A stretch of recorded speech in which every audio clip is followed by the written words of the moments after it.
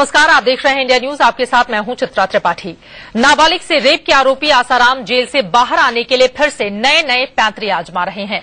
Supreme court में अग्रिम जमानत पाने के लिए उन्होंने सिर में दर्द की अपनी 15 साल पुरानी बीमारी का हवाला दे दिया, लेकिन सुप्रीम कोर्ट ने आज ये कहते हुए आसाराम को झटका दे दिया कि मेडिकल ग्राउंड पर अग्रिम जमानत की फिलहाल कोई जरूरत नहीं। आसाराम ने 2 दिन पहले सीने में दर्द की शिकायत की थी, लेकिन जोधपुर अस्पताल के डॉक्टरों को तमाम जांच के बाद भी कोई बड़ी बीमारी नहीं मिली। ऐसे पैंतरे तो कोई तथाकथित संत भी नहीं आजमाता। शायद इसीलिए शंकराचार्य ने आसाराम को संत मानने से इनकार किया था और बहन बेटियों को आसाराम से बचने की सलाह दी थी। ऐसे में बीच बहस का बड़ा सवाल यह है, क्या मुकदमों की सुनवाई में देरी के लिए आसाराम अब नई नई बीमारी का बहाना तलाश रहे हैं।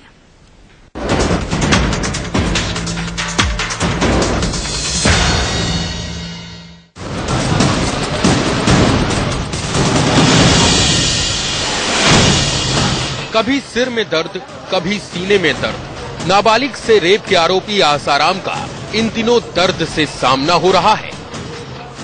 आसाराम की माने तो ट्राइजेमिनल न्यूरोलॉजिया नाम का दर्द उनके सिर में पिछले 15 साल से उठ रहा है। आसाराम इस बीमारी का इलाज तुरंत चाहते हैं। इसी बीमारी को आधार बनाकर आसाराम ने सुप्रीम कोर्ट में अग्रिम जमानत की याचिका भी डाली थी, लेकिन अफसोस कोर्ट से आज आसाराम को कोई राहत नहीं मिली। इसे विडंबना नहीं तो और क्या कहेंगे कि हर बीमारी का शर्तिया इलाज का दावा करने वाले आसाराम आज खुद देश की सबसे बड़ी अदालत से स्वास्थ्य के आधार पर जमानत मांग रहे हैं। हालांकि सुप्रीम कोर्ट ने उनकी इस बीमारी को गंभीर नहीं बताया है, जिसका मतलब साफ है कि आसाराम को फिलहाल जेल में ही रहना होगा। हालांकि कोर्ट ने इस दौरान राज्य सरकार को ये निर्देश जरूर दिया कि सरकार बताए आसाराम का इलाज कहां और कैसे हो सकता है। कोर्ट ने कहा है स्टेट गवर्नमेंट के लॉयर। हालांकि कोर्ट ने इस दौरान राज्य सरकार को ये निर्देश जरूर दिया कि सरकार बताए आसाराम का इलाज कहां और कैसे हो सकता है। कोर्ट ने कहा है स्टेट गवर्नमेंट के लॉयर से कि वो इस पे अपनी ओपिनियन दें, अपना रिस्पांस फाइल करें इस रिपोर्ट पे, और हम लोगों से कहा है कि हम ऐसे सेंटर्स बताएं, ऐसे हॉस्पिटल्स बताएं जहां पे ये सर्जरी परफॉर्म हो सकती है। कोर्ट में इस बीच आसाराम के वकीलों ने एक बार फिर लड़की के नाबालिग होने का मुद्दा भी उठाया, तो कोर्ट ने आसाराम को कड़ी फटकार लगा दी। कोर्ट ने साफ कह दिया कि पीड़ित बालिग है या नाबालिग, ये बहस का मुद्दा नहीं, लेकिन आसाराम रेप के आरोपी जरूर हैं। अभी 2 दिन पहले आसाराम को सिर में नहीं सीने में दर्द की शिकायत हुई थी। तब जोधपुर अस्पताल में डॉक्टरों ने आसाराम की सोनोग्राफी की, कोलेस्ट्रॉल की जांच भी की, लेकिन डॉक्टरों को ऐसी किसी बड़ी बीमारी के कोई संकेत नहीं मिले। सो डॉक्टरों ने महज गैस की एक गोली देकर आसाराम को वापस जेल भिजवा दिया।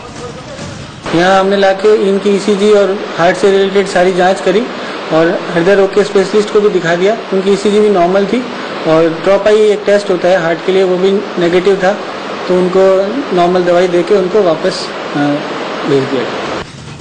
दिलचस्प ये है कि जोधपुर की अदालत में 2 महीने तक वकीलों की हड़ताल थी। इस दौरान आसाराम को न कभी सीने में न सिर में दर्द की शिकायत महसूस हुई, लेकिन जैसे ही वकीलों की हड़ताल खत्म हुई और गवाहों से सामना होने का वक्त आया तो आसाराम बीमार पड़ गए।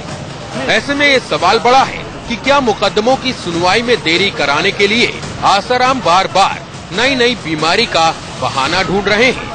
महज बीमारी की आड़ लेकर सजा से बचने की कोशिश कर रहे हैं आसाराम। जोधपुर से ललित सिंह के साथ आशीष Sinha, Delhi, India news.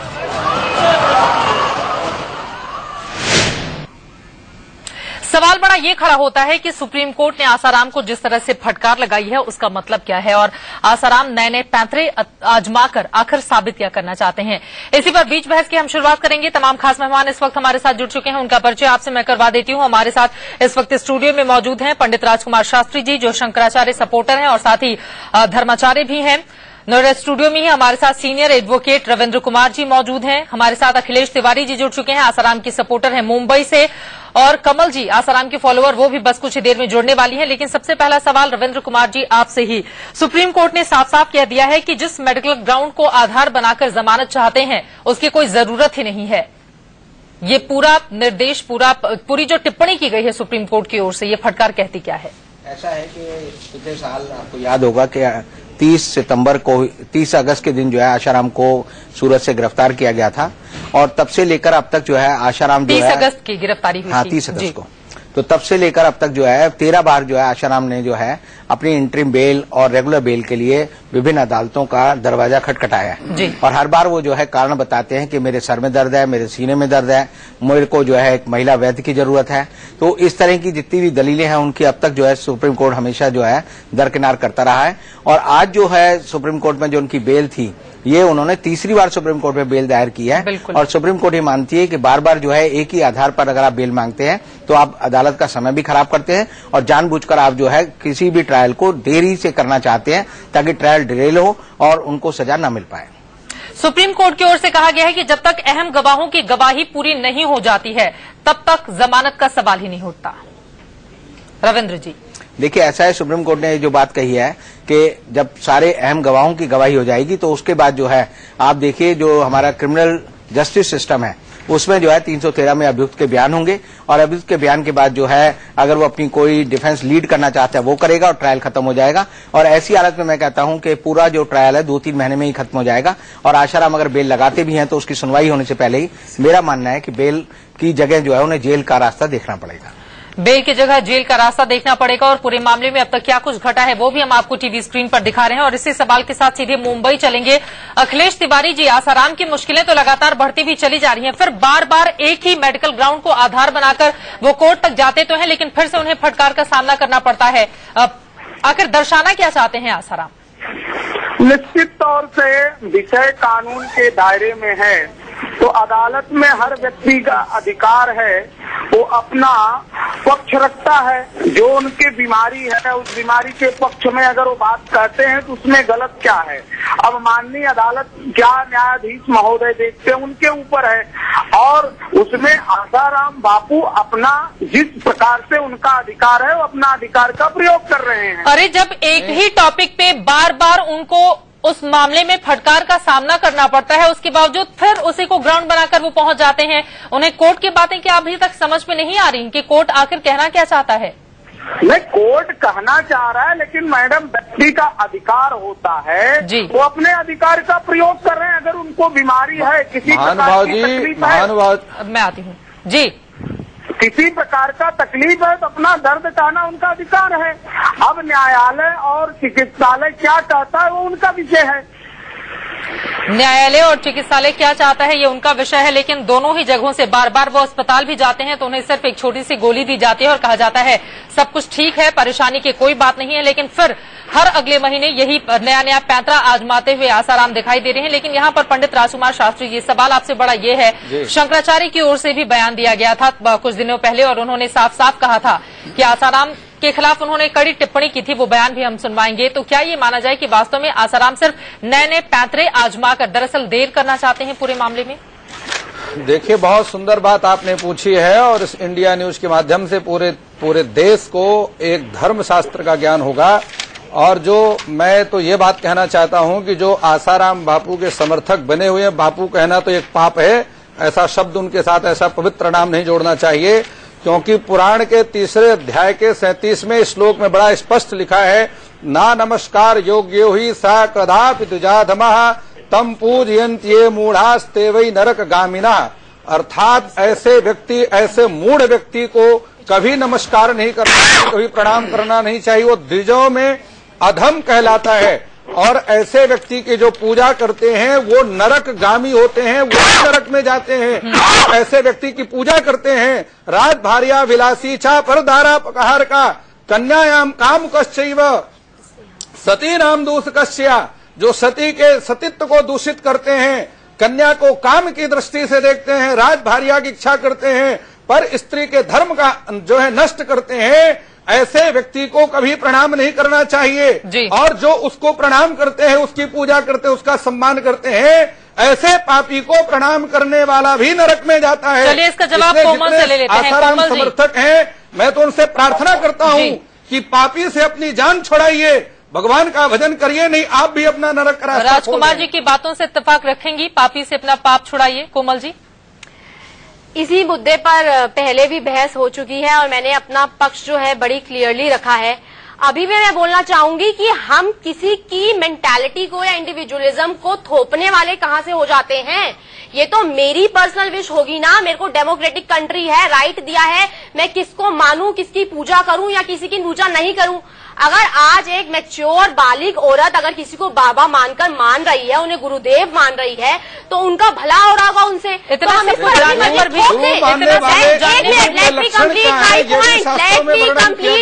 Have to complete my point. अगर मैं उनके संपर्क में आई हूं, मैं एक मैच्योर हूं, मैं आज बालिग हूं और अगर मेरा जीवन उन्नत हुआ है, आज मेरा एक्सीडेंट के जरिए मेरी मौत होने वाली थी, अगर आज मैं खड़ी हूं तो वो बापू के संगत में आने से, बापू की कृपा से आने से मैं देव बनी हूं। आप क्यों मुझे भगवान के अलावा दुनिया में कोई किसी को बचा नहीं सकता है। अगर कोई इतनी सामर्थ होती तो अपने आप को जाकर के जेल से बचा लेते।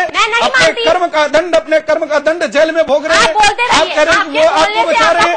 अपने आप को जो बचा नहीं सका वो दूसरों को क्या बचाएगा? ऐसे अपराधी को आप बचाने की बात करते हैं जिसने नाबालिग बच्ची के इज्जत के साथ खिलवाड़ किया, सती का किया, भारी लाशा करने वाले ऐसे पार्टी को आप करें कि उसने आपको बचाया। संसार में बचाने वाला, रक्षा करने वाला परमात्मा है। परमात्मा के अलावा दुनिया में और कोई किसी को नहीं बचाता है। आप मनुष्य के अपने कर्म होते हैं, मनुष्य के अपने शुभ कर्म होते हैं जो आकर के संकट के समय में उसकी रक्षा करते हैं।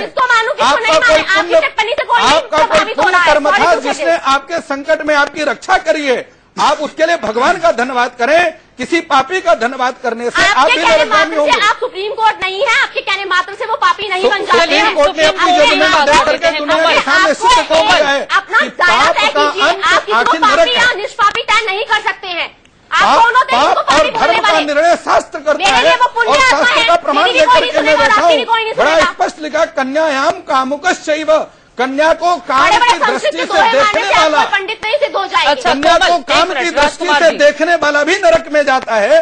और आप ऐसे व्यक्ति को कह रहे हैं कि उसने मेरी रक्षा की है। राजकुमार जी, आप अपनी बात पूरी कर चुके हैं। कोमल, एक सवाल का जवाब मैं चाहूंगी। दृष्टि से देखता है, कौन नहीं देखता? ये सिर्फ एक औरत ही क्या कर सकती है कि सामने वाला पुरुष उसे किस दृष्टि से देख रहा है। जिसने आपके सामने बता दिया है, आज मेरी एक कहने पर 50,000 जिसके साथ में घटना घटती है, जब वो कन्या उनके साथ घटना घटती है, उस दर्द को वो जानता है। उस बच्ची के साथ में जो खिलवाड़ किया गया, उस दर्द को बच्ची जानती है कि उसके जीवन के साथ में कैसा पाप किया गया। कोमल, एक सवाल का जवाब मैं चाहूंगी। कोमल, उसके जीवन को बर्बाद कर दिया गया। राजकुमार जी, आपकी बात पूरी हुई। कोमल, क्या आप शंकराचार्य को मानती हैं? बिल्कुल, शंकराचार्य जी एक सम्मानीय व्यक्ति हैं। मैं उनका एक ऐसे सम्मानीय व्यक्ति का जरूर आदर करूंगी। शंकराचार्य जी की ओर से कहा गया है कि आसाराम तथाकथित संत हैं और जिस तरह से बार बार बीमारी का वो बहाना बना रहे हैं, ऐसा तो कोई तथाकथित संत भी इस तरह के पैंतरे नहीं आजमाता है और उन्होंने तमाम तरह की टिप्पणी की है आसाराम को लेकर। इस पर आप क्या कहेंगी?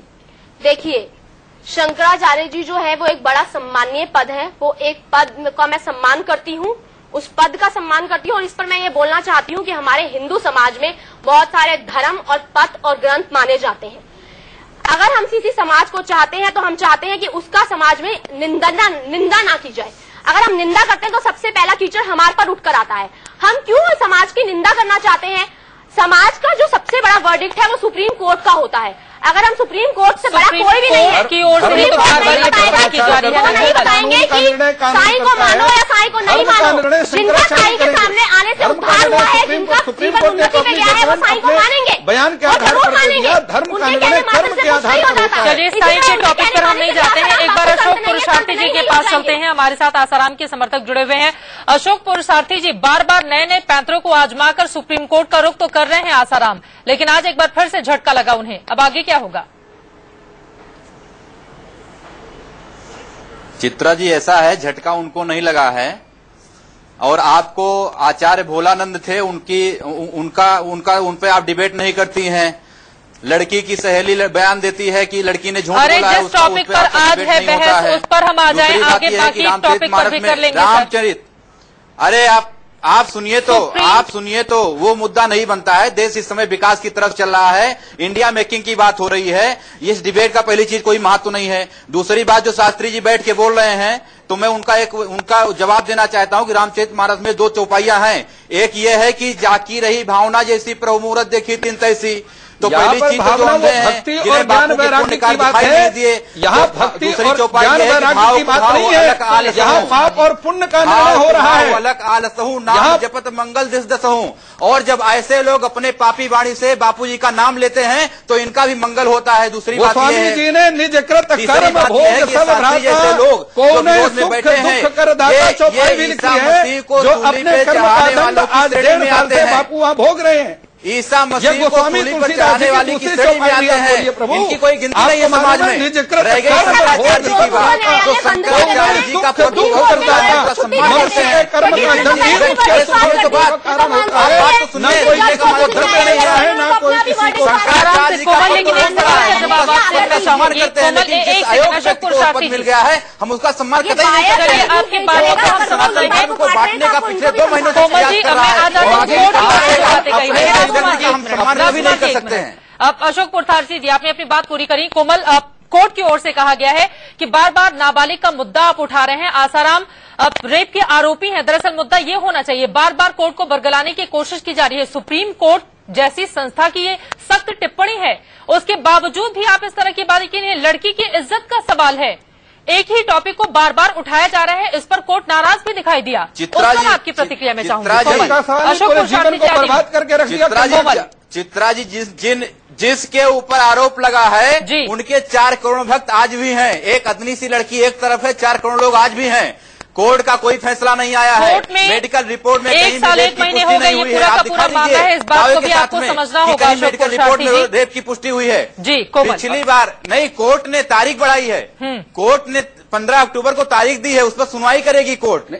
और आप लोग तो ऐसे झूठे आपसे एक बात पूछना चाहता हूँ। चले आते हैं। देखिए, जो धर्मशास्त्र है वो संविधान है। आप उसको दूसरी भाषा में संविधान कहें, दूसरी भाषा में धर्मशास्त्र कहें। मैं आपसे धर्मशास्त्र को जानते हूँ, आप समझदार व्यक्ति हैं। आप बताइए, राज भार्या विलासी चा परदारापहार कहा कन्यायाम कामुकश्चैव सती नाम दूषकश्चया। सती के धर्म को दूषित करने वाला, काम की दृष्टि से कन्या को देखने वाला, पर नारी पर जो है उस भार्या विलासी चा परदारापहार कहा कन्यायाम कामुकश्चैव सती नाम दूषकश्चया। सती के धर्म को दूषित करने वाला, काम की दृष्टि से कन्या को देखने वाला, पर नारी पर जो है उसके सम्मान के साथ खिलवाड़ करने वाला, ऐसे व्यक्ति के लिए लिखा है कि ना नमस्कार योग्य हुई सा कदाप द्विजाधमा। धर्माचार होकर के अगर उसको प्रणाम नहीं करना चाहिए, और जो उसको प्रणाम करते हैं वो नरकगामी होते हैं। ये बात मैंने नहीं लिखी है, ऋषियों ने लिखी है। लेकिन इन सब की चलिए मैं अशोक पुरुषार्थी जी के पास जाऊंगी। रविंद्र जी, लेकिन सवाल बार बार ये भी खड़ा होता है, बार बार कोर्ट में नाबालिग का मुद्दा उठा दिया जाता है आसाराम की ओर से, और उसे बालिग ठहराने की हर पुरजोर कोशिश की जाती है। लड़की की इज्जत को भी उछाला जा रहा है आसाराम और उनके वकीलों की ओर से। व्याख्या करते हैं आपको आता नहीं है, इसलिए आप जैसे बार बार ये मुद्दा उठाते हैं कि लड़की बालिग थी या नाबालिग थी। तो मैं कहना चाहूंगा कि लड़की बालिग या नाबालिग आपके पास आशीर्वाद देते हैं, उसको अपनी पोती तक मानते हैं, और आपकी नजर में वो कामी दिखाई देते हैं। चलिए आती हूँ मैं आपके पास, आप अपनी बात रखेंगे एक बार। वकील के दोस्त रविंद्र जी, ऐसा है कि बार बार आशाराम के जो वकील हैं ये मुद्दा इसलिए उठाते हैं कि लड़की बालिग थी ना या नाबालिग थी, क्योंकि अगर ये प्रूव हो जाता है कि लड़की बालिग थी तो उसका मुकदमा 376A आईपीसी के तहत चलेगा, और अगर ये प्रूव होता है कि लड़की 18 साल से कम की थी तो पोक्सो एक्ट की जो धारा है उनके तहत मुकदमा चलेगा। पोक्सो एक्ट ये कहता है कि लड़की अगर 18 साल से कम उम्र की है तो वो किसी भी सूरत में अपने किसी भी यौन व्यवहार के लिए अपनी कंसेंट नहीं दे सकती। तो आशाराम का सारा केस ये है कि लड़की ने अपनी स्वेच्छा से जो है उनको कंसेंट दी, और इसलिए जो है पोक्सो उस पर नहीं लगना चाहिए क्योंकि वो 18 साल से ज्यादा उम्र की है। और इसीलिए आशाराम का पूरा जो आर्गुमेंट है उनके वकीलों का, या उनका जो पूरा मुकदमे की जो दिशा है, उसमें उनकी रणनीति यही है कि वो ये सिद्ध करें कि लड़की अपनी स्वेच्छा से आई थी, लड़की को सारी बात की जानकारी थी, उसकी उम्र 18 साल थी, इसे 376A का मुकदमा नहीं बनता, इसे वो पोक्सा से ही बच जाएंगे, क्योंकि पोक्सा में लड़की की कंसेंट लेना या ना लेना कोई जरूरी नहीं है। तो ये दाव पे जाए जो वो ये है जिससे वो बचना चाहते हैं, और इसी वजह से अलग अलग नहीं चाहते हैं वो। यहाँ पर पूरा मुद्दा इस मामले पे आता है कि हम बोल रहे हैं कि उसकी एज जो है वो 97 है, जबकि वो बोल रहे हैं 95 है, 97 से वो बालिग प्रूफ हो जाएगी। 2 सर्टिफिकेट्स में उसके पापा के खुद के सिग्नेचर हैं, LIC के सर्टिफिकेट में, उसके इनिशियल स्कूल के सर्टिफिकेट में 97 उसकी एज है। कोमल, एक बात का जवाब आपसे मैं चाहूंगी, यानी कि ये बात आप साबित करना चाहती हैं, दिखाएंगे सर्टिफिकेट, आप इस बात को साबित करना चाहते हैं कि दरअसल रेप नहीं, लड़की की मर्जी से उसके साथ जो कुछ हुआ वो हुआ था। क्या आसाराम इस बात को साबित करना चाहते हैं? और आपकी बातों से मुझे यही लग रहा है कि जो कुछ भी हुआ वो लड़की की मर्जी से हुआ।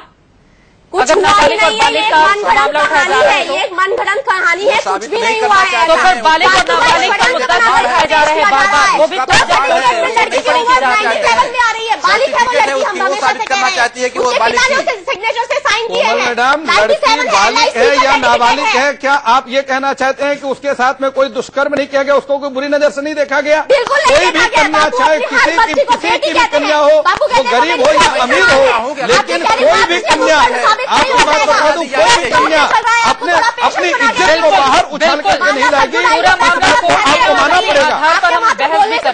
कोई भी कन्या अपनी इज्जत को बाहर उछालने वाली नहीं होती है, ना ही कोई कन्या अपनी इज्जत को बाहर समाज में उछालती है। नारी हमेशा इस बात को ध्यान दीजिए, तब बाहर निकलती है जब उसके साथ में अति हो जाती है। कोमल, लेकिन एक बात बताइए, उस बच्ची के साथ में अति हो गया है, उसके जीवन को बर्बाद कर दिया गया है। कोमल, और ऐसे आसाराम जैसे लोग इस समाज में आज स्थिति ये पैदा हो गई है, आज स्थिति ये पैदा हो गई है कि आज धर्माचार्यों के बारे में भी, जो चरित्रवान धर्माचार्य हैं उनके बारे में भी लोगों ने उंगलियां उठाना शुरू कर दिया है। कोमल, आराम से, आराम से।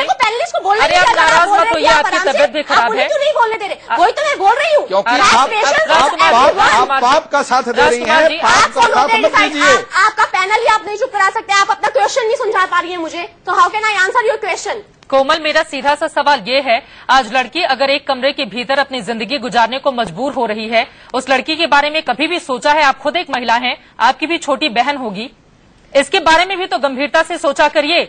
आंखों पर पर्दा डाल के सिर्फ एक ही राग को अलापते जाना, ये भी सच है क्या? और ये भी जायज है क्या? प्लीज, अगर वो एक छोटी सी लड़की है, मेरे साथ पूरी हर लड़कियों के साथ संवेदना है। I am my self a girl. एक शब्द भी मैंने नहीं सुना उसके प्रति आपकी संवेदना। अगर आप मुझे आंसर नहीं देने देंगी तो मैं आपका आंसर नहीं दे पाऊंगी। आप क्यों नहीं मुझे मेरा आंसर कंप्लीट करने दे रही? आपका क्वेश्चन सुन लिया है मैंने। इस आरोप के सिर्फ शक के बिना पर बापू को 14 महीने से जेल में रखा गया है। अगर उस लड़की के साथ गलत हो रहा है तो बापू के साथ भी तो कितना गलत हो रहा है। मैं कहता हूँ होना चाहिए, बाहर निकलने की अनुमति नहीं मिलनी चाहिए, उनको जेल में बंद होकर करना चाहिए और अपने पाप का प्रयासित करके उनको जेल में ही बंद पूरा जीवन ऐसे व्यक्ति को बाहर ला करके समाज में प्रदूषण फैलाया जा रहा है। कमी है, इस वजह से इस बहस को यहीं पर हम खत्म करना चाहेंगे। लेकिन सच्चाई ये भी है कि एक दूसरे की बात को कम से कम सुना जाना भी चाहिए। और बार बार जब ये बात कही जाती है आसाराम और उनके समर्थकों की ओर से कि उनके साथ गलत हुआ, फंसाया जा रहा है, ये वो दुनिया भर की बातें, तो उस मासूम के बारे में भी उतना ही सोचना चाहिए जो इस वक्त एक कमरे के भीतर अपनी जिंदगी को गुजारने को मजबूर हो रही है और बार बार आसाराम समर्थकों की ओर से उसे जान से मारने की धमकी दी जाती है। इस पर भी बहस होगी आगे। फिलहाल आज के लिए बस इतना ही। एक छोटे से